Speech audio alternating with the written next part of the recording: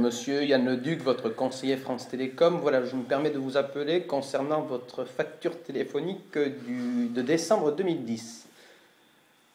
Oui.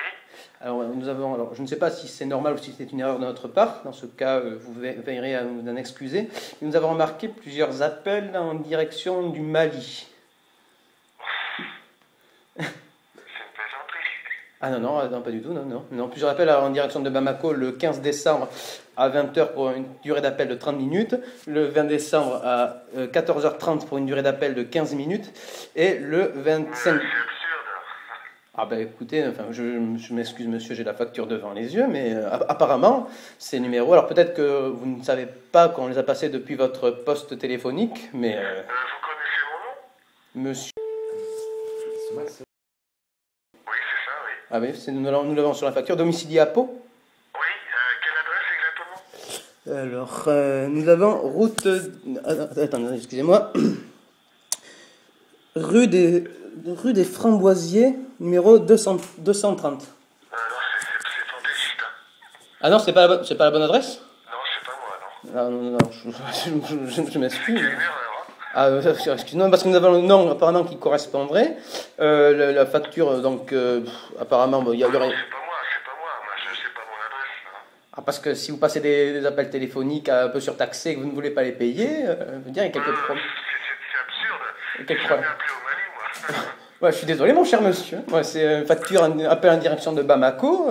Je veux dire, je ne sais pas. Après, peut-être que c'est peut-être une erreur aussi, ou que vous ne savez pas qu'on a passé ces numéros de téléphone. Non, ça risque pas.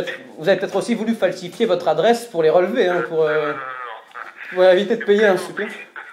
Ah non, absolument pas. Non. Je me permets de vous rappeler que nous sommes très sérieux.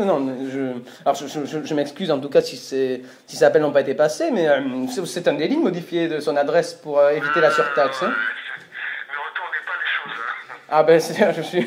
C'est une blague. Pour moi, c'est une blague. Ah ben, pas de notre part en tout cas. Peut-être que nous avons été abusés, oui, effectivement, d'autant que on nous a signalé une surconsommation, un dépassement de votre facture téléphonique, donc nous avons voulu vérifier cela par nous-mêmes avec nos services. Notre coordinateur Michel Blanchard qui s'occupe de ça. Mais apparemment, il semblerait qu'il y ait eu ces 3 appels donc pour une facture téléphonique qui aurait été visiblement assez gonflée. Alors peut-être quand vous a appelé, on a piraté votre... Moi, je vous dis, c'est pas la même personne.